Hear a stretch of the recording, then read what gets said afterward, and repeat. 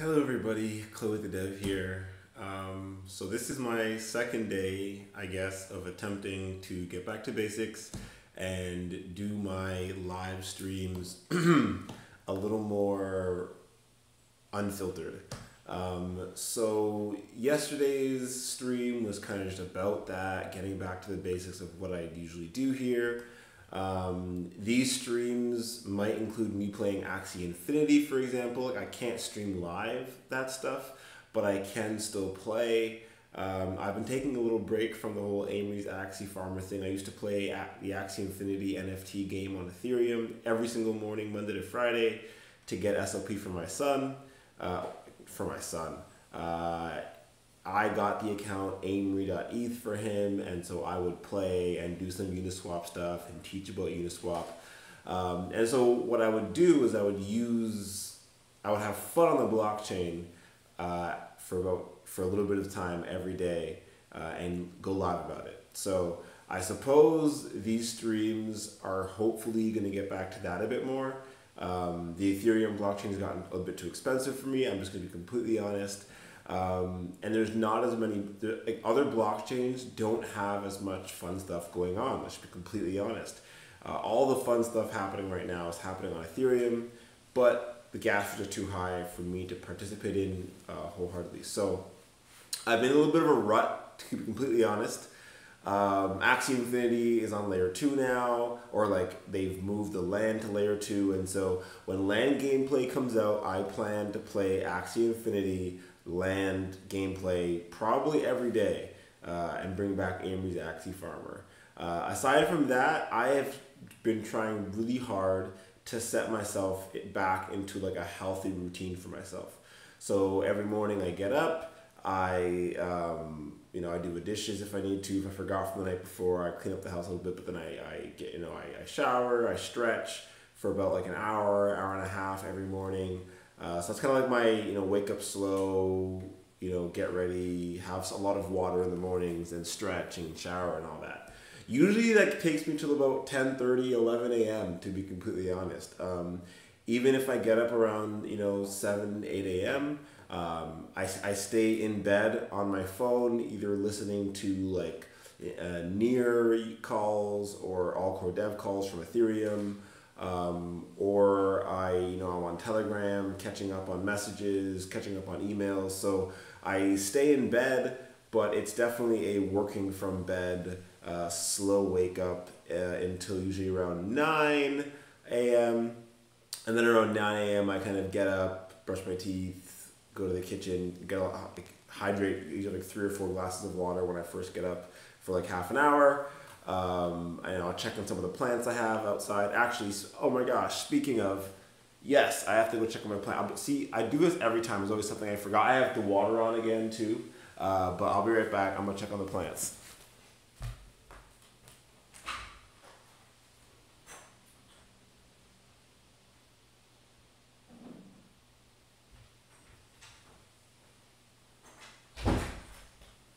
Sorry about that. The reason I wanted to do that right away was because they're like babies, and so I was leaving them out in the sun because I just watered them and I wanted to get more sunlight.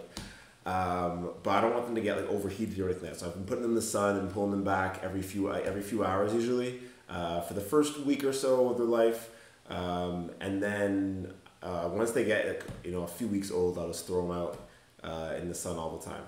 Actually, probably after a week. I'll probably throw one in the sun. When they're really young, I want to make sure I get the plants and stuff like that. I guess what else? I have teacher training on Friday. I think I already said that in the last video. So I'll be going back to the school that I've been volunteering at while I've been here. And I'll be doing training with the teachers on Friday. That should be super fun. Other big things I kind of got on my plate like right now that I'm excited for is I'm getting an estimate for a Tesla battery pack to be installed here. So the Marma J Foundation is hopefully just meant to be a support for the community of Antigua, arguably. Not really sure what that's going to look like in the future. But in the present, if the power goes out locally, I would like say hurricane season or whatever the reason, I would like to know that I have power here so that I could at least try and support my local community. And so I know that's not the be all and end all, but I do have a propane stove, so I can cook. If I had power and everyone else didn't, I could, I mean, there's not really need for like heat or any of that kind of stuff like in the winter, but still, we have internet through able to charge devices, the fridge, not running out of food, depending how long power went out for. But honestly, it's just to try and keep connectivity. So the battery pack on its own is just kind of a little bit more for comfort. But the idea is that, I want to test out to see if with a battery pack, if the power goes out, would I still have Wi-Fi connectivity? Because in my opinion, to provide support, I feel as though people need to be able to contact me, I'm able to contact them. And so, if there's a blackout island-wide and almost no one has power, if I'm still able to, read the news, see the news, or see where the issues might be, or if people had cell reception, they could be like, hey, my battery's dying, I need some kind of support, at least they could reach out. So that, or like I could reach out to them, or we can still be online, or whatever that may be. But secondary to that would be getting our own, somewhat of a receiver here for Wi-Fi or internet connectivity. So my number one is like a WiMAX tower. Installing one myself would be quite difficult probably, but at least getting a WiMAX receiver here, or getting like a Starlink satellite receiver here eventually would be wonderful. But the idea being, how can I have a backup of Wi-Fi and everything else, so that if in the direct local community, if something happened, now when the power goes out, they can come here, they can get Wi-Fi, they can charge their devices, they can use food from the fridge, cook on the stove, and now this has become a little more robust as a base to provide support out of. So eventually being able to provide relief. So part of that is buying a car.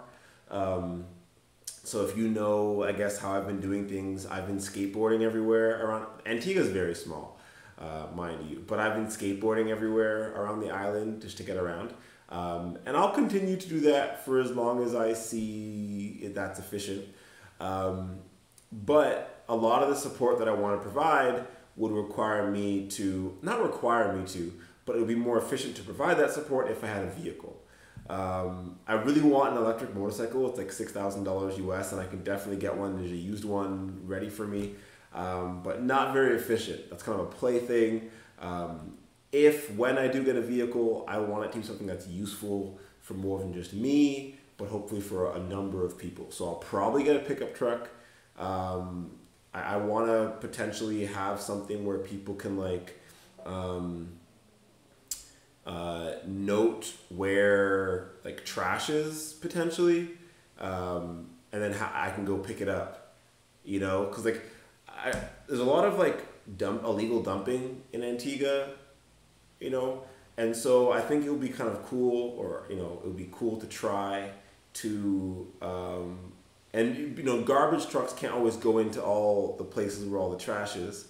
So it would be cool to maybe get a pickup truck and have one of the use cases of that pickup truck be to pick up trash that people from the community have said, hey, there's dumping going on over here.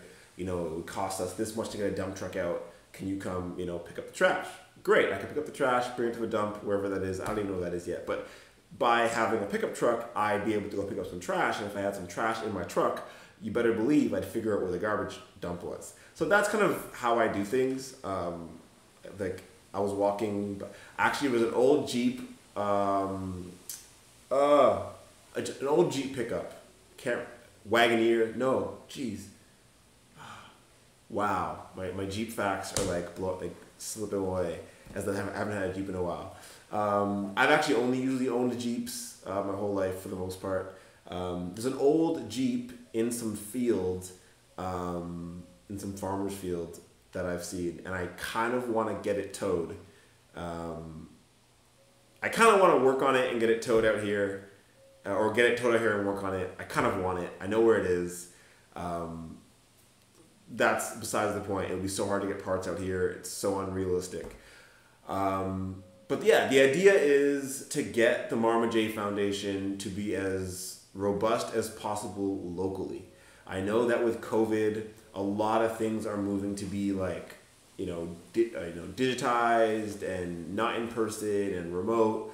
But at the end of the day, when somebody needs support, that like true like support for themselves to like survive past an hour, past a day, that support is, from my opinion, usually needs to be physical like support. So if someone's starving to death, they'll need actual food. And while you can send them a gift card online or something like that, I agree these things are very possible, but usually people who need the most support have a hard time communicating to those who are able to provide said support. So, I might have the possibility to give out gift cards to anybody in the world, but if someone is, like when I was in Windsor, if someone's homeless, they might not have a cell phone to receive a digital gift card. So I have to walk out and go up and down the street every day handing out gift cards to people because I have the access and I'm trying to support people who don't.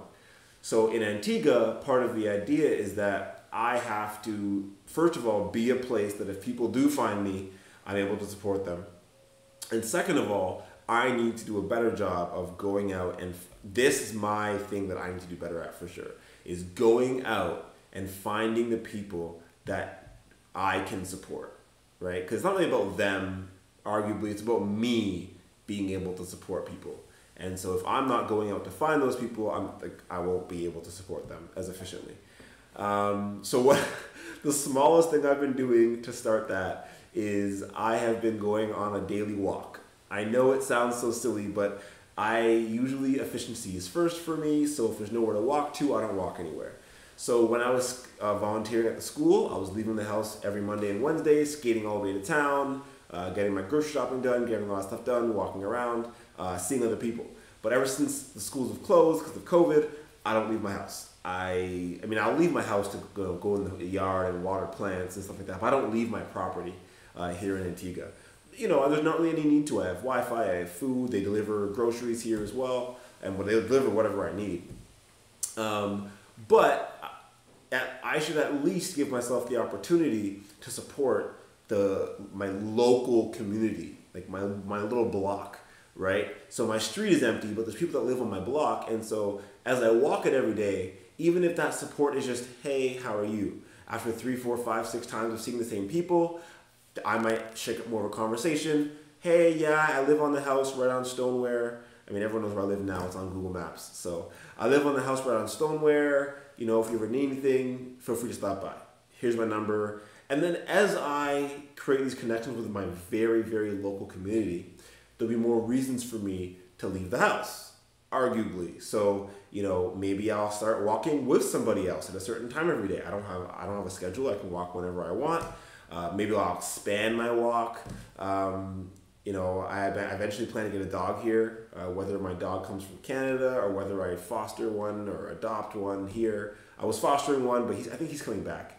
But eventually I'd like to walk the dog around the neighborhood if the dog would let me, so I can, support the dog and get some fresh air for myself. So what I've been doing right now, though, to incentivize myself to go on walks is I tell myself I can only have ice cream while I'm on my walk, and I love ice cream. So I have a huge pail in the freezer, and I have like my so I take a little, I take some in a little mug, and I do my walk. It's just about 20 minutes to do the walk. I'm on the block, and yeah, so I eat my ice cream while I'm doing my walk, and that's been a way for me to keep that routine consistency. So that's kind of my day. I've been coding once a day for the past 5 days. I think today will be the 6th. So I've been doing Figment Learn. I'll put a link to that in the description to this video.